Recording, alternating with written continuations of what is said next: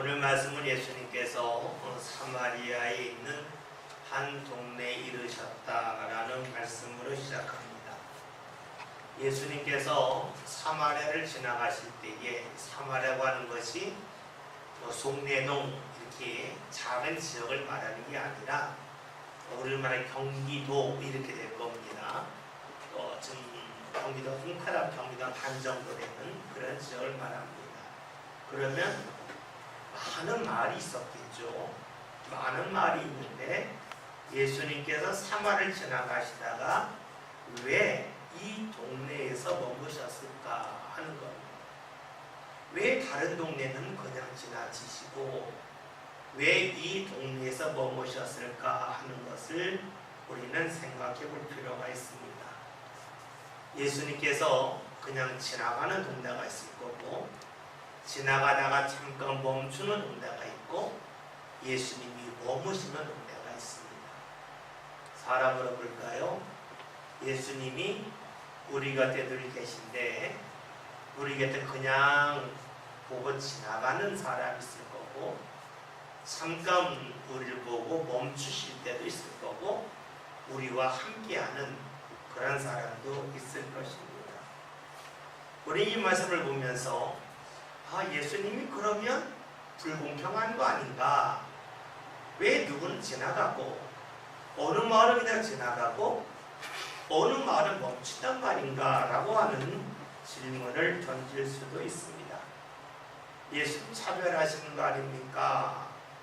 왜 누구에게는 머물고 누구에게는 지나갑니까? 라고 질문할 수 있죠. 우리는 이 질문의 답을 요한계시록 3장 20절에 찾을 수 있어요. 너무 잘 알고 있는 말씀이죠. 내가 문 밖에 있어서 두드리노니 누구든지 내 음성을 듣고 문을 열면 내가 들어가서 그와 더불어 먹고는 나로 더불어 먹으리라. 너무 유명한 말씀이죠. 보십시오. 예수님은 두드리십니다. 두드리는데 그 소리를 듣고 반응하면 들어가시지만 두드렸음에도 불구하고 반응하지 않으면 예수님은 지나갈 수밖에 없겠죠. 우리 상관의 주님이 내게다가 두드리시는데 그 두드림에 대하여서 우리가 듣지 못하거나 들었다 할지라도 그 소리를 무시해버리고 만다면 예수님은 그냥 지나가실 수밖에 없을 것입니다. 예수님이 두드리실 때에 내가 그 소리를 들을 수 있다면 그리고 내가 하던 일을 멈출 수 있다면 우리는 예수님이 우리 삶 가운데 머무시는 은혜를 경험할 수가 있습니다. 요한계시록 3장 20절의 말씀 들어간다면 문을 두드리더니 누군지 내 음성을 들었다. 내 음성을 들었다고 하는 것은 예수님의 그 음성을 알았다는 것이죠. 주의 음성과 주의 음성이 아닌 것을 분별할 줄 알았다는 것입니다. 오늘 내 삶 가운데 많은 소리가 들려지는데 그 소리 중에서 주님이 나를 향하여 주시는 그 음성을 내가 듣고 분별할 수 있다면 예수님은 우리 삶 가운데 머무실 수가 있습니다.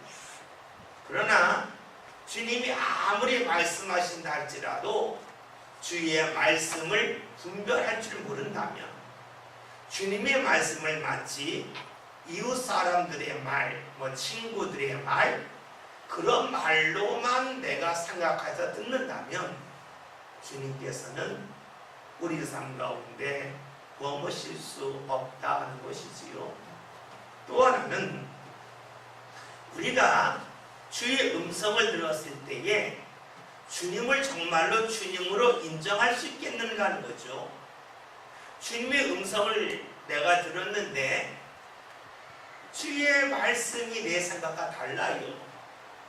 그럴 때 내 생각과 다르니까 주의 말씀을 버린다면 주의 말씀은 분별하였겠지만 주님을 주님으로 여기지 않는 것과 똑같지요. 우리가 교회에서 예배 드립니다. 말씀을 듣는데 말씀을 들을 때에 저건 목사의 생각이다 라고 듣는 사람이 있는가 하면 말씀을 통해서 하나님이 목사를 통해서 말씀을 주신다는 사람이 있을 겁니다.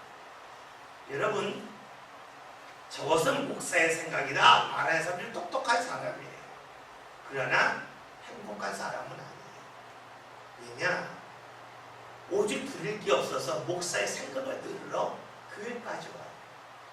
텔레비전을 들으면 유명한 강사들의 그 강연을 얼마든지 들을 수가 있고, 인터넷 유튜브 들어가면 아주 저명한 학자들의 강의를 얼마든지 들을 수가 있는데, 그걸 듣지 않고 교회에 와서 목사의 생각을 듣는다라고 하면 그 사람은 똑똑한 사람일 수는 있겠지만 행복한 사람은 아니에요. 불행한 사람이에요. 다시 말하면 스스로 모순된 삶을 사는 사람이에요. 우리가 왜 교회에 와서 말씀을 듣나요? 목사의 생각을 듣기 위해 오는 것이 아니라 하나님이 교회를 사랑하시니까 교회에 세운 목회자를 통해서 하나님이 말씀을 주신다고 믿기에 교회에 와서 예배하는 거예요. 그래서 우리가 말씀을 듣는다 그럴 때에 나는 하나님의 말씀을 듣는다는 거죠. 그런 사람은 교회에 오는 것과 말씀을 듣는 것이 일관성이 있어요. 조금 밀어날 수 있어도 그 사람은 불행한 사람이 되지 않습니다. 오늘 우리가 주의 음성을 듣는다 할 때에 주의 음성을 듣는 것도 중요하지만 주님을 정말로 주님으로 인정하며 사는가 하는 것도 더 중요합니다.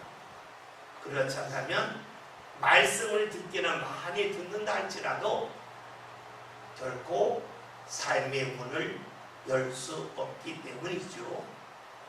에스겔서에 있는 말씀대로 하면 말씀을 들었는데 따르지 않으면 들은 사람의 책임이에요. 안 들었으면 문제가 안 되잖아요.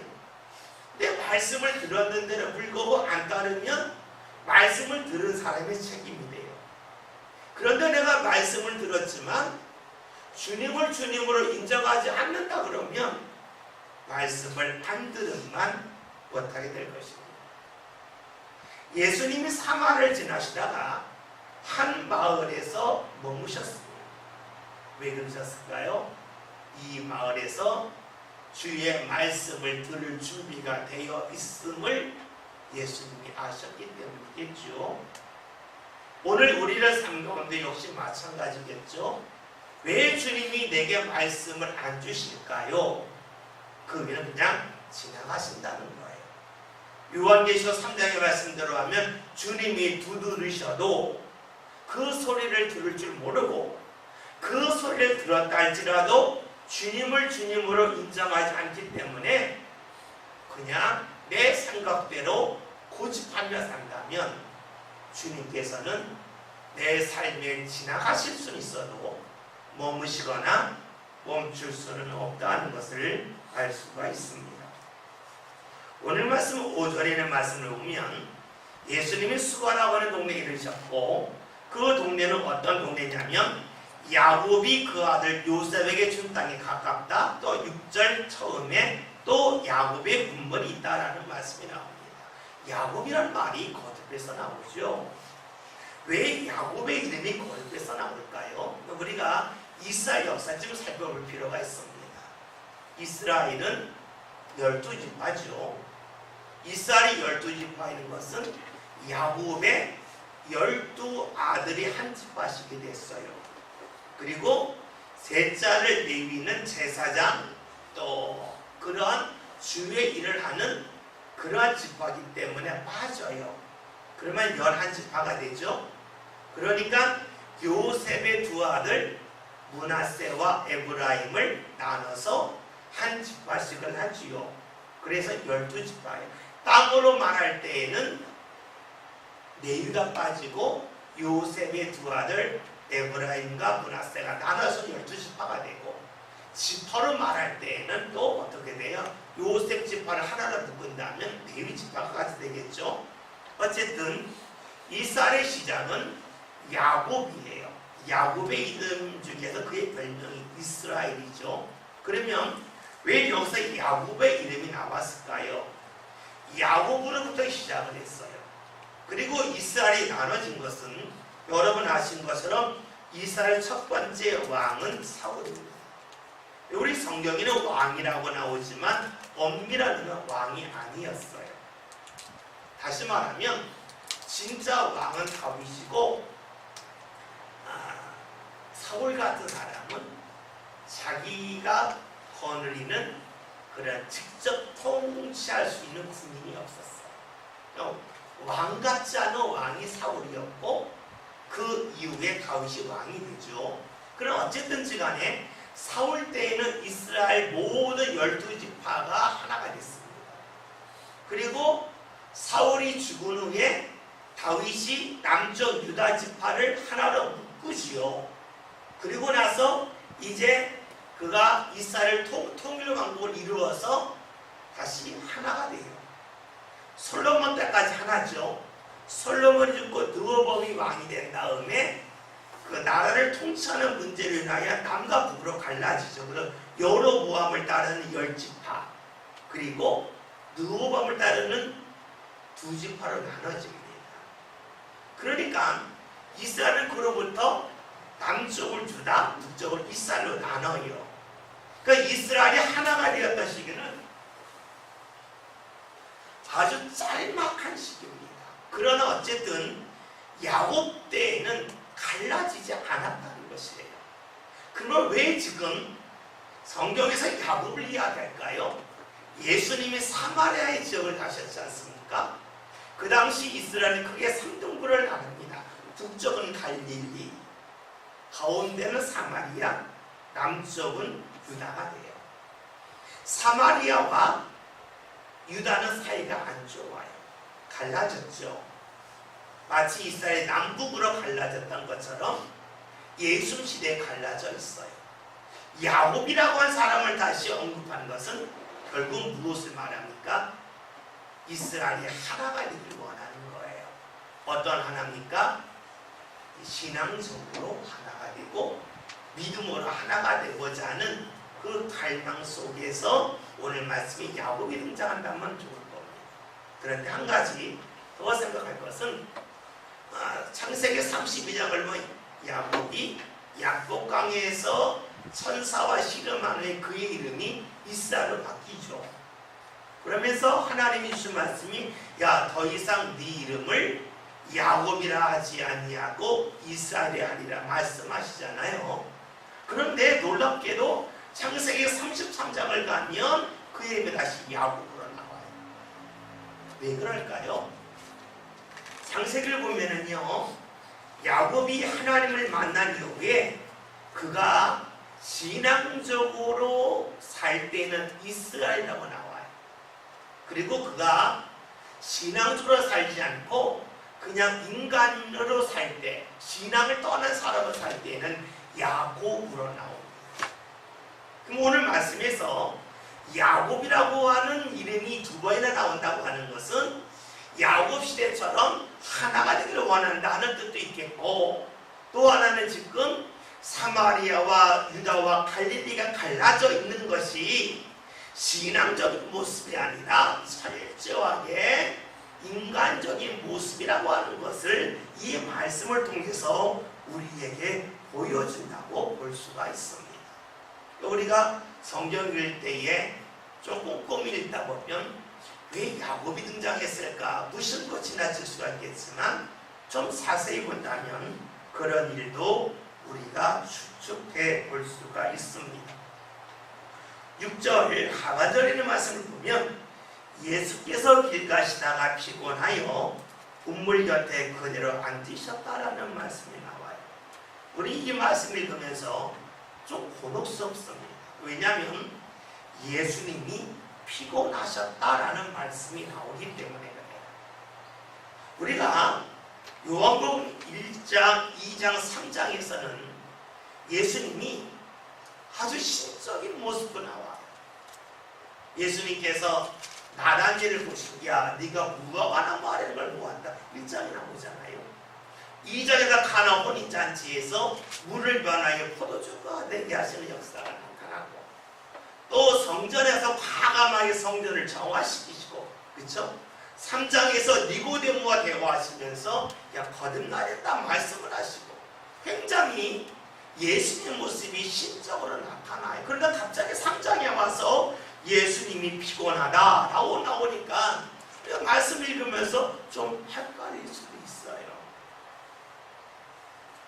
그리고 말씀을 보면 예수님은 피곤하니까 우물 곁에 앉아 계시고, 그 다음에는 말씀 통해 하시듯이 제자들 마을로 뭔가 구하러 가잖아요. 그러면 체력적으로 볼 때에 예수님이 더 지쳤다는 말입니까? 왜 이렇게 예수님이 지친 모습이 부각하게 될까 하는 것입니다. 그것은 우리가 요한복음을 전체적으로 볼 필요가 있어요. 우리가 성경이라고 하는 것은요, 지금 우리가 읽는 성경이 있습니다. 그러나 이 성경이 맨 처음에 기록될 당시에는 맨 처음에 읽은 사람이 있잖아요. 우리가 신명기서나 또 때로는 사무엘서 이런 여호수아 보면은 오늘까지 있더라 이런 말씀이 나와요. 오늘까지 있더라. 그리고 오늘까지가 지금 2018년 오늘까지일까요? 그럼 지금 가면 다 있을까요? 가령 우리가 잘 알고 있는 여호수아 4장을 보면 요단강이 갈라지고 요단강에 들어가서 거기서 큰 돌씩 하나 깎아 12개를 뽑아가지고 건넌 다음에 탑을 쌓지 않습니까? 기둥을 쌓잖아요. 오늘까지 있더라는 말씀이 나오죠. 지금 가면 그게 있을까요? 없을까요? 예? 없죠. 그럼 거기서 오늘이라고 하는 것이 언제일까요? 또 신명기에서 있는 말씀은 하나님이 십계명을 주셨는데 이 계명은 너희 조상들에게 주신 말씀이 아니요 오늘 너희에게 주신 말씀. 오늘이나 오늘. 그 오늘은 2018년을 말하는 게 아니죠. 즉 그 오늘은 약속의 땅에 들어가려고 했던 출애굽 2세대들이 들을 때의 오늘이에요. 그러면 여호수아에서 오늘은 언제일까요? 여호수아가 기록될 당시의 오늘이겠죠. 맞죠? 그러면 우리가 처음 대상자가 있다는 거예요. 그러면 요한복음도 역시 그런데 요한복음의 특징을 우리가 드렸단 말씀이 이런 말씀 드렸죠. 요한복음 9장에서 실로암 못에 가서 눈이 맑아진 사람, 그 아버지가 질문을 받잖아요. 저 사람 네 아들이 나면서부터 앞을 보지 못한 내일이었냐? 그때 그 아버지가 하는 이야기가 내 아들이 장성했으니 내 아들에게 물어보십시오. 왜 그럴까요? 출교당할까 두려워하였습니다. 우리가 그래서 여러 번 말씀드렸던 거가 요한복음은 쫓겨날지를 모른다. 그리고 쫓겨난 사람들 그 공동체에서 들었던 말씀이라 그랬어요. 그렇기 때문에 이들에게 중요한 것이 무엇이었습니까? 주님이 나와 함께 하심이 늘 느껴져야 돼요. 그러니까 요한복음 3장 18절에서 나를 믿는 자는 이미 심판을 받지 않은 것이고 나를 믿지 않는 자는 이미 심판을 받. 이 말씀이 있다는 거죠. 그러면 다시 하나의 배경이 또 있는데 뭐냐면 그것이 바로 영지주의예요. 좀 말이 어려운데요. 영지주의라고 하는 것은 다른 말로 하면 예수님은 헛개비라는 거예요. 예수님은 하나님이시기 때문에 신을 죽어요, 안 죽어요? 안 죽잖아요. 그러니까 십자가에 달린 것은 예수님이 아니다 하는 거예요. 예수님의 동생일 수도 있고 예수님과 비슷한 사람일 수 있다. 왜냐하면 그 당시 그리스 사람들의 생각의 특징이 뭐냐면 신은 죽을 수 없다. 죽으면 신이 아니에요. 근데 예수님은 하나님이시니까 예수님이 하나님이시니까 그는 죽을 수 없다. 그 예수님이 죽은 것이 아니라 기절한 거다. 뭐 이런 식의 표현이에요. 그러니까 신적인 면만을 부각시킨 거예요. 이것의 치명적인 약점이 있죠. 뭐냐면 예수님은 높아지지만 예수님이 우리를 위하여 뱃속에 피는 흘린 게 아니에요. 그러니까 예수 믿어서 구원받을 수가 없어요. 가장 큰 맹점이에요. 근데 성경 뭐예요? 예수님은 참 사람이요 참 하나님이라. 이것은 과학적으로 도저히 풀 수가 없습니다. 그러기에 신비해요. 간혹가다 그래요. 그걸 이해할 수 없는 거 어떻게 믿냐 그래요. 여러분, 내가 다 이해할 수 있는 하나님이라 그러면 하나님은 대단한 분이 아니에요. 그렇죠? 학생이 학교에서 공부하는데 선생님이 말하는 걸 다 알아들었어요. 그러면 이 학생은 선생님과 실력이 똑같은 거예요. 선생님이 말하는 것을 알아듣지 못하는 것에 있어 질문을 해야 학생이고 선생님이지. 하는 말마다 다 알아들었어. 무슨 말 하는지 다 알아들어요. 학생이 아니에요. 마찬가지예요. 우리가 하나님을 믿는데 하나님 하시는 일을 다 이해한다. 하나님이 아니에요. 하나님 하시는 일은 이해할 수 있는 일도 있지만 이해할 수 없는 일도 많아요. 그래서 우리에게 필요한 것이 믿음이에요. 우리가 그 요한복음 비슷하죠. 요한일서 비슷하잖아요. 요한일서 잠깐 찾으니까 4장 찾아보세요.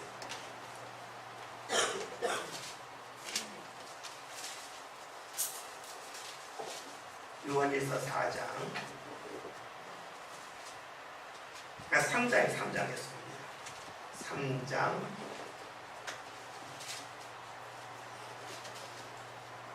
1절부터 죄송합니다. 4장입니다. 4장 1절부터 3절. 392년 다 같이 읽습니다. 사랑하는 자들아, 영을 다 믿지 말고 오직 영들이 하나님께 속하였나 분별하라. 많은 거짓 선지자가 세상에 나왔습니다. 이로써 너희가 하나님의 영을 알지니 곧 예수 그리스도께서 육체로 오신 것을 시인하는 영마다 하나님께 속한 것이요, 예수를 시인하지 않은 영마다 하나님께 속한 것이 아니니 이것이 곧 저 그리스도의 영이라. 오리라 한 말을 너희가 들었거니와 지금 벌써 세상에 있느니라. 아멘. 여러분, 오늘 말씀 통해서 알 수 있듯이 2절에 육체로 오신 것을 시인하는 영마다 하나님께 속했다 나와 있죠. 그렇죠? 이게 문제였어요. 그래서 우리가 다시 요한복음으로 갔어요. 요한복음에서는 예수님의 그 육체에 관한 부분을 자주 말해요. 우리가 가상칠언, 이제 예수 십자가에 달려 돌아가서 사실 말씀, 가상칠언 기억나는 거 뭐가 있어요? 한번 해보세요. 예? 뭐가 한번 해보세요. 가상칠언 뭐가 있어요? 김성환 크게? 예? 목마르다. 또요? 다 이루었다. 또 뭐가 있죠? 엘리엘리나마 사박다니, 그쵸? 나의 나는 어찌나 할 것이. 또 뭐가 있어요? 예? 그렇죠. 예수님 십자가의 강도에게 네가 오늘 밤 나와 함께 낙원에 이르리라. 또 뭐 있어요? 예? 여자요, 그렇죠? 아들이니이다. 또 뭐가 있죠? 예? 예, 그 용서는 누가복음에 나와 있는 말씀이죠. 그죠? 어머니라는 말씀이죠. 보세요. 그런데 이 목이 마르라는 말씀이 어디 나올까요? 요한복음에 나와요. 그러니까 예수님이 7가지 말씀하셨는데 이 7가지 말씀이 마태이 7가지, 누가 7가지 다 이루었다고 했죠. 다 7가지씩이 다 나오는 게 아니라 요한복음에서는 뭐예요? 딱 그런 거. 이것을 꼭 전해. 예수님과 여러 가지 말씀을 하셨는데 그 말씀 중에서 꼭 우리 교회에 필요한 말씀, 그 말씀이 뭐냐? 목마르다 했어요. 예수님 어떻게 해요? 목마르다. 또 예수님이 십자가에서 딱 창에 찔리는 말씀이 요한복음에 나오죠. 십자가에서 뭐가 해요? 찔렸더니 뭐가 나와요? 피와 물이 나왔다. 이 말씀이 나오는 거예요. 그러니까 요한복음에서는 무엇을 강조하냐면 어려움 속에 있는 이들에게 하나님이 함께 하신다. 이것을 강조하고 또 하나가 뭐예요? 예수님이 하나님으로 능력 있지만 예수님이 육체를 가진 분임을 계속해서 반복해요. 그래서 예수님이 요한복음 21장 예수님이 부활하시고 나서 예수님의 제자들이 갈릴리 성경 디베라 바다로 나와. 요한복음에서는요. 거기 가서 뭘 그냥 예수님이 어떻게 해요? 그물을 어리던지라 그러죠. 예? 짚은 곳에 오른쪽에. 그거 아시네. 그러면 짚은 곳은 어디예요? 누가복음이에요. 오른쪽에 던져라. 잡았어요. 153마리 잡았다 나오지요. 그리고 나서 딱 갔더니 예수 뭐 하고 계셨어요? 이미 생선을 구워 놓으셨어요. 그리고 같이 드셨다는 거예요. 실은 생선 안 먹습니다. 유령도 안 먹죠. 우리가 제사 드린다는데 그 유령이 왔다 갔다 가발이 없어지지 않잖아요. 그러니까 그걸 왜 이 말씀이 예수님이 육체를 갖고 계시다. 그러니까 우리 신앙에서 정말로 중요한 고백이 예수님이 하나님이시기도 하지만 육체를 갖고 계셨음을 우리가 붙잡아야만 예수님이 오신 그 목적을 우리가 온전히 알 수 있다는 겁니다. 다시요. 예수님이 피곤하셨다는 말씀이 나오지요. 이제 이 말씀이 왜 나왔는지 풀었죠. 그러면 여기 한 가지 질문해야 됩니다. 예수님이 왜 다른 곳에서는 피곤하지 않으셨고 사마리에서만 피곤하셨어요? 유대에서는 피곤하지 아니하시고 왜 사마리에서 피곤하다는 말씀이 나오셨을까 하는 겁니다. 제가 볼 때는 이런 것 같아요. 지금 유대와 사마리아가 서로 갈등하고 있지요. 갈등하고 있는데 사마리아와 유대 중에 누가 강자입니까? 예? 유대가 강자죠. 사마리아 약자예요. 둘 다 옳은 건 아니에요. 다 옳지 않은데 예수님은 똑같은 잘못을 범했을 때에는 강자와 약자 중에 누구를 보면서 마음이 더 아프실까요? 예? 약자겠죠. 그렇죠? 그러니까는 예수님이 똑같이 마음이 아프지만 사마리아에 갔을 때는 마음이 더 아플 수밖에 없었어요. 또 하나는 예수님의 마음이 이렇게 갈라져 있는 데서 마음이 아픈 것이 예수님의 몸으로 드러났다고도 볼 수가 있어요. 여러분 마음이 아프고 그러면 몸에 피곤함이 빨리 찾아오지요. 그럼 이 말씀을 우리가 읽으면서 예수님께서 사마리아에 가셨을 때에 얼마나 마음이 찢어지게 아프셨으면 예수님이 피곤함을 느끼셨을까라고도 우리가 생각할 수가 있습니다. 우리가 잠언서 이런 말씀 있잖아요. 내 몸의 양약이 되어 골수를 임태케 한다. 그렇죠? 우리가 기뻐하고 이런 것들이 내 몸의 양약이 돼요. 마음이 아픈 것은 반대는 우리 몸을 해치고 마음을 힘들게 한다고 볼 수가 있을 것입니다. 오늘 그 다음에는 말씀 7절에는 말씀 함께 보겠습니다. 다 같이 읽습니다. 사마리아 여자 한 사람이 물을 기르러 왔으며 예수께서 너를 좀 달라 하시니. 아멘. 지금 말씀을 보면 예수님이 먼저 기다리고 계셨던 겁니다. 이 여인은 거기 가면 예수님이 있을 거다 기대하지 않았죠. 이 여인에게는 물 떠오는 일이 일상적인 일이에요. 일상적인 일을 하다가 이 여인은 예수님을 만났습니다. 이것은 우리가 예수님을 만난다고 하는 것이 일상적인 삶의 자리에서 만날 수 있다라고 하는 것을 추론할 수가 있습니다. 만약에 예수님을 특별한 자리에서만 만난다면 어떻게 될까요? 그 자리에 갈 수 없는 사람도 있겠죠. 그래서 마가복음 1장을 보면 예수님께서 병자를 막 고치니까 사람들이 그 예수님을 만나기 위하여 새벽 일찍 와서 기다렸어요. 근데 그 예수님은 너무나 사람들이 오니까 주님과 기도하기 위해서 새벽 미명에 한적한 곳에 가서 기도하셨다는 말씀이 나와요. 우리가 새벽 기도를 왜 하냐? 예수님이 새벽 미명에 한적한 곳에 기도하셨다. 이 말씀 갖다 이야기하죠. 기도하고 오셨습니다. 그리고 나 예수님이 병자를 고치셨나요? 못 고치셨나요? 성경을 다 예수님 안 고칩니다. 왜 안 고치냐? 예수님 말씀이 나 다른 말로 가야 된다. 나는 이 세상에 전도하러 왔다는 것이에요. 여러분 그 온 사람들이 얼마나 당황했겠어요. 예수님 만나가지고 병 고치려고 아침 일찍 왔는데 예수님 기도 오시더니 나 안 고친다. 나 다른 말 한다 가시는 거예요. 엄청나게 욕했을 거예요. 우리가 볼 때는 그냥 있지만 여러분이 그 현장에 있었다고 그럴 거 아닙니까? 어제까지 고치시고 왜 사람 차별하십니까? 그렇겠죠? 네, 생각해 보세요.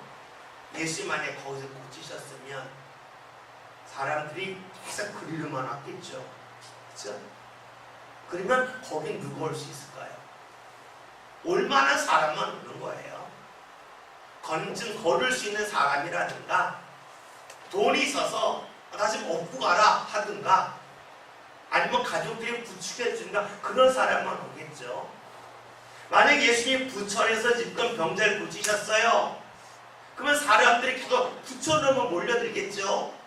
그런데 저기 고향에 사는 사람이 혼자 사는데 움직일 수도 없고 그래요. 그 사람은 예수님 만나고 싶어도 만나지를 못하고 소문도 못 듣겠죠. 예수님이 딱 끊으시고 어떻게 해요? 나 전도하러 간다. 다른 마을로 가셨어요. 예수님은 찾아가시는 분입니다. 어디로 찾아가요? 특별한 자리가 아니라 일상 속으로 들어가시는 분이라는 것입니다. 여러분 이것을 우리가 적용한다면 우리가 일상 삶을 살면서 주님을 만날 수 있는 기회가 우리에게 무척이나 많이 있다고 하는 것을 알 수가 있어요. 단지 이것을 내가 아느냐 모르느냐 그 차이가 있을 뿐이겠죠. 우리가 신앙이 성장했다고 하는 것은 특별한 자리를 찾아갈 줄 안다.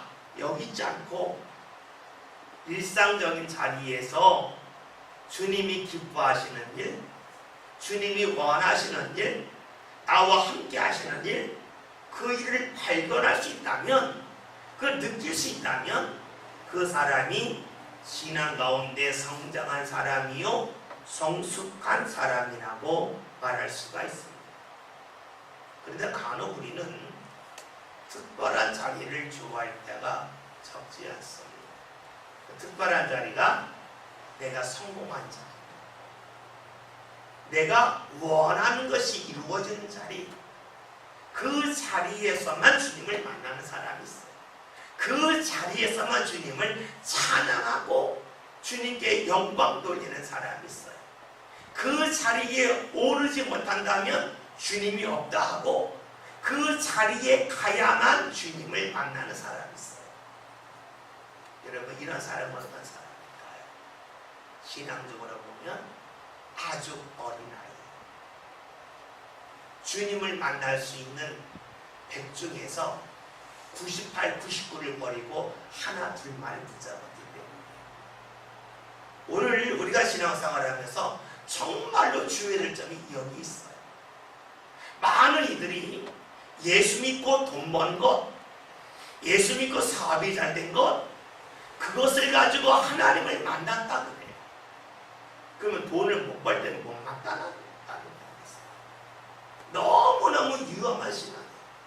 그 신앙은 뭡니까?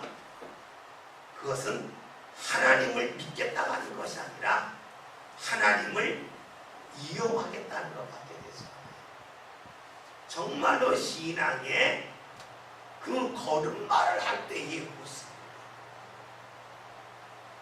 오늘 말씀을 봤더니 예수님이 일상적인 자리에 와서 기다리고 계셨어요. 오늘 우리의 신앙은요, 일상적인 일을 통해서 하나님께 감사할 줄 알고 하나님께 찬양할 줄 알고 주님이 함께 하심을 느끼는 그런 신앙, 그 신앙이 정숙한 신앙입니다. 우리가 잘 알고 있는 데살로니가전서 범사에 감사하라 그러죠. 여러분, 이것은 신앙의 정점, 최고점에 왔을 때의 모습이에요. 모든 일에 감사할 수 있는 것. 여러분, 감사가 주로는 이유가 어디 있을까요? 그것은 하나님이 함께 하심을 느끼면 감사할 텐데 하나님이 함께 하심을 느끼지 못한다면 그것은 감사할 수가 없죠. 감사의 부분이 적다고 하는 것은 내 삶 가운데서 하나님을 만나는 부분이 적은 거죠.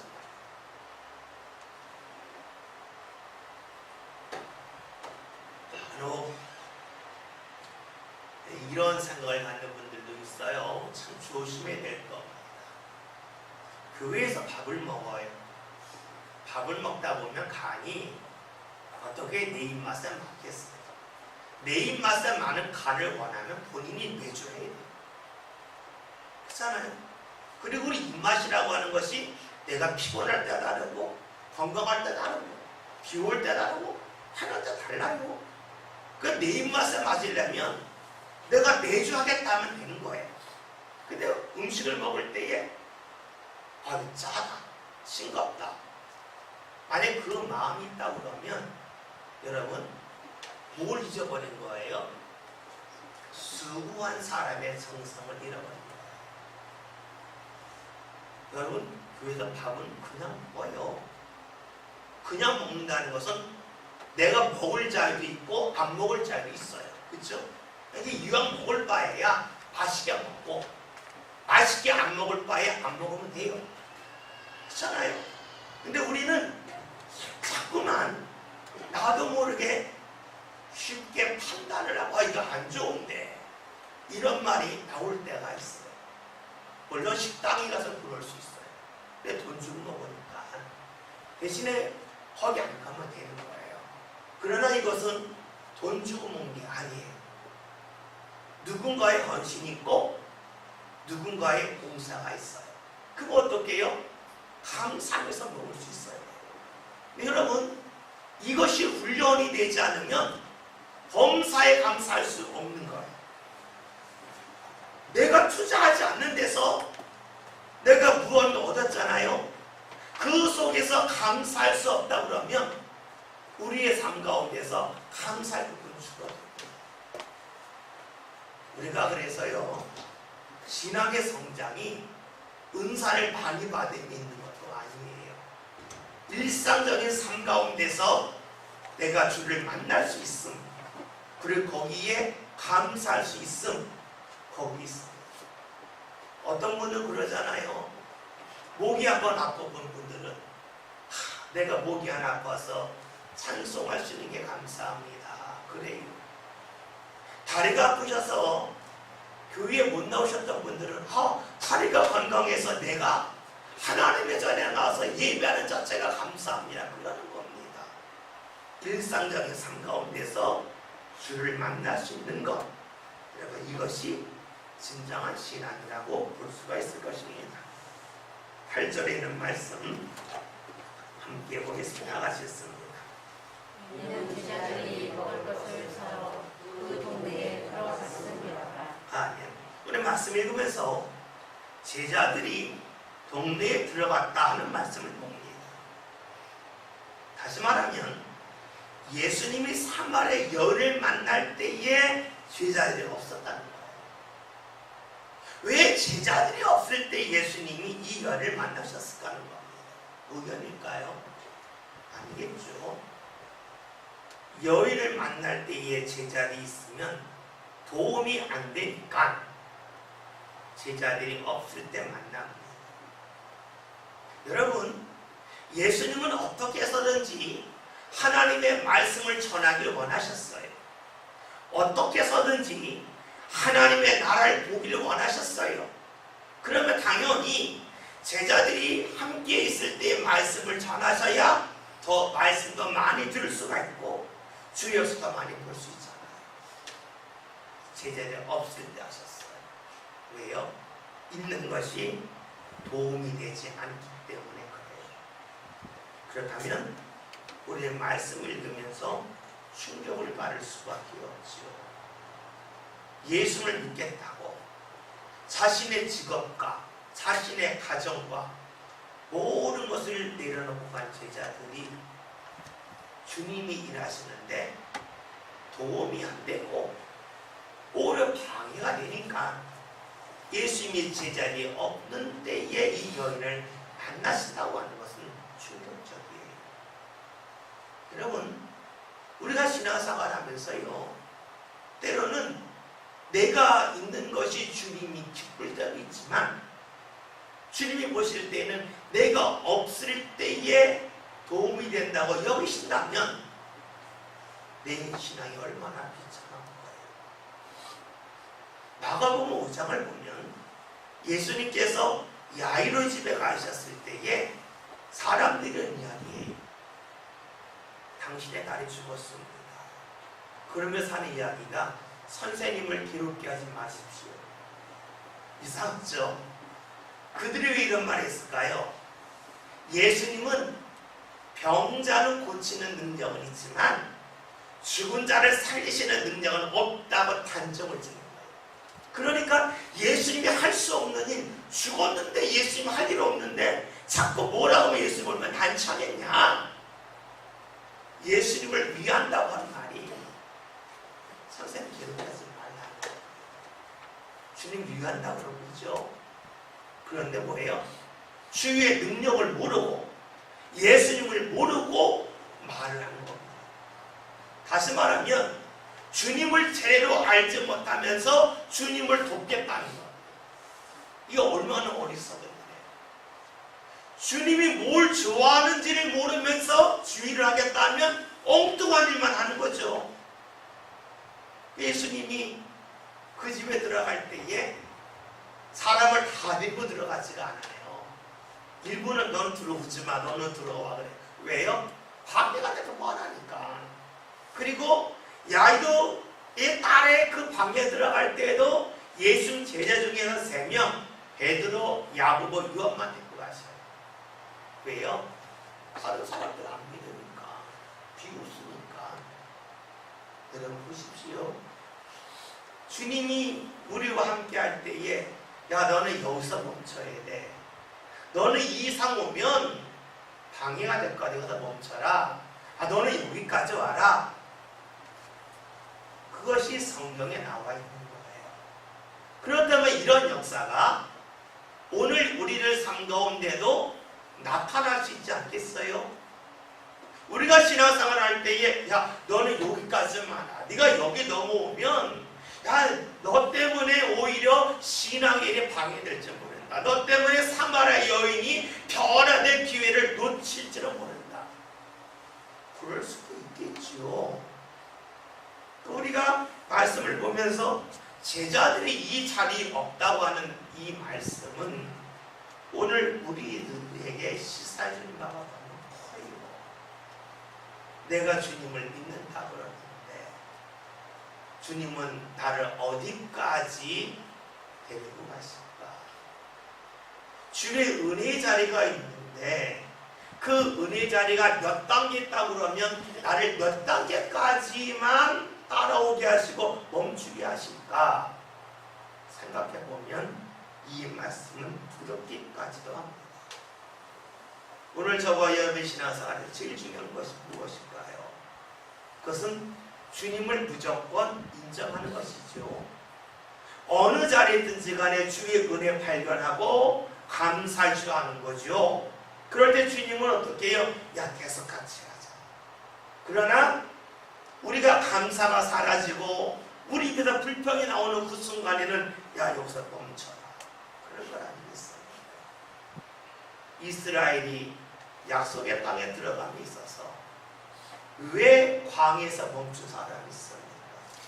불평이에요. 하나님께서 만난 매출하게 대로 감사할 줄 모르고 불평한 사람들은 결국 거기서 멈췄어요. 오늘 우리가 신앙생활하면서 감사할 일이 너무 많지 않습니까?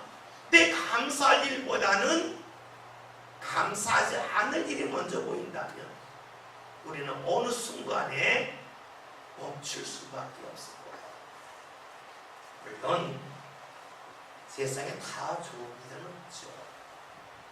그러나 우리가 감사하는 이유가 어디 있을까요? 그 이유는 좋지 않은 일을 통해서도 하나님께서 앞으로 나를 어떻게 이끄실 거라고 하는 그 믿음과 기대가 있기 때문에 그 속에서 감사가 나오는 것이지, 안 좋은 일 자체가 좋아서 감사하는 건 아니죠. 여러분, 지금까지 살아왔던 우리의 삶의 과정을 보세요. 늘 좋았던 일만 있는 거 아니잖아요. 저는요, 간혹가다 새벽 기도할 때에 우리 죄송합니다. 교인들 분포를 이렇게 살펴봐요. 뭘 살펴보냐면 우리 교회가 건축하기 전에 있던 교회 몇 명이 났나 봐요. 왜 그러냐면요, 요즘 많은 삼각교회 교인들이 이사를 가는데 들어오는 사람이 없어요. 우리 옆에 있던 순복음교회 있잖아요. 여기 제가 알기로는 한 4, 50년 모여서 없어졌잖아요. 근데 이런 교회가 숱해요. 정말 숱해요. 제가 왜 그걸 보냐면, 만약에 우리 교회 지금 새로 오신 분들이 적지 않은데, 만약에 우리 교회가 상가에 있었으면 교회가 있는 줄은 알았을까? 그리고 지금 오신 분들 중에서 과연 몇 프로나 오셨을까 하는 생각을 문득 해봐요. 그러면 교회를 지키기가 감사한 일이잖아요. 잘못했으면 우리 교인들이 이사 가고 나서 그냥 교회가 없어질 수 있는 거 아니겠어요? 근데 우리 교회가 저질 때 어떻게 저졌습니까? 주인이 나가라. 갑자기 쫓아내가지고 어쩔 수 없이 교회를 진 거잖아요. 생각해보세요. 주인이 오늘 갑자기 나가라 쫓아내는 일이 유쾌한 일이 아니잖아요. 그런데 지내놓고 봤더니 우리는 그 당시에 돈도 없었고 교회에 생각도 하지 못했는데, 그 주인이 나가라, 무조건 월세 올리는 건 필요 없다, 무조건 나가라, 그 일 하지 않았으면 교회에 생각도 못했을 거예요. 그렇잖아요. 지내놓고 났더니 하나님이 모셨다고 하는 생각뿐이 안 들어요. 여러분, 순간 힘든 일이 있어요. 그러나 우리가 믿는 게 뭡니까? 이 힘든 일을 통해서 하나님이 내 삶의 방향을 바꾸시면서 나를 은혜의 자리로 이끄신다고 하는 그 믿음이 우리에게 있지 않습니까? 내가 원하는 것을 성취하지 못할 때가 있어요. 내가 시험 볼 때 떨어질 수도 있고요, 원하는 직장에 못 들어갈 수도 있어요. 그럼에도 불구하고 내가 감사하면서 신앙을 계속해서 지키는 것은 나는 모르지만 하나님이 이것을 통해서 우리의 삶을 은혜로 이끄신다고 하는 것을 믿기 때문입니다. 그래서요, 우리가 감사하며 사는 거예요. 처음에는 바로바로 판단을 해요. 좋은 일이 있으니까 감사하고, 싫으니까 불평하고.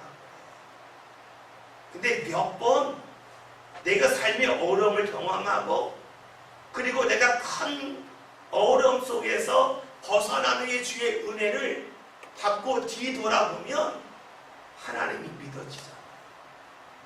나는 하나님의 계획표를 모르지만 하나님이 나를 내가 자리만 지키면 나를 좋은 길로 복된 길로 인도할 거라고 믿잖아요. 그러니까 어떻게 해요? 힘든 일 가운데서도 감사할 수 있어요. 그것이 바로 뭐예요? 범사의 감사. 여러분, 예수님께서 이 사마리아 여인을 만나실 때에 왜 제자들이 그 자리에 없었을까? 오늘 주님께서 무언가 일하실 때에 내가 주의 곁에 없으면 나는 과연 어느 자리에서 멈추긴 하는 사람일까? 생각해 볼 필요가 있지 않겠습니까?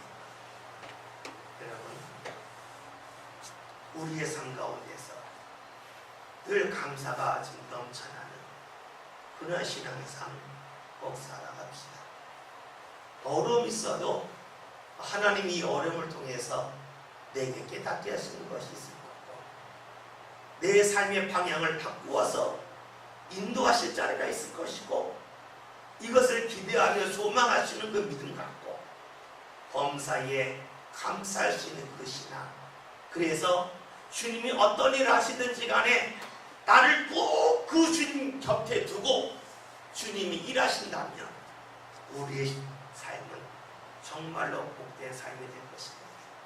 그러나 내가 아무리 많은 것을 소유했다 할지라도 주님이 일하신다면, 야, 너는 저기 가 있어. 내가 너 없을 때 일하는다. 네가 있으면 이게 방해가 돼. 네가 내 일하는 거 보면 너는 오히려 넘어질 거야. 그러면 우리의 인생은 불행한 인생이 될 것입니다.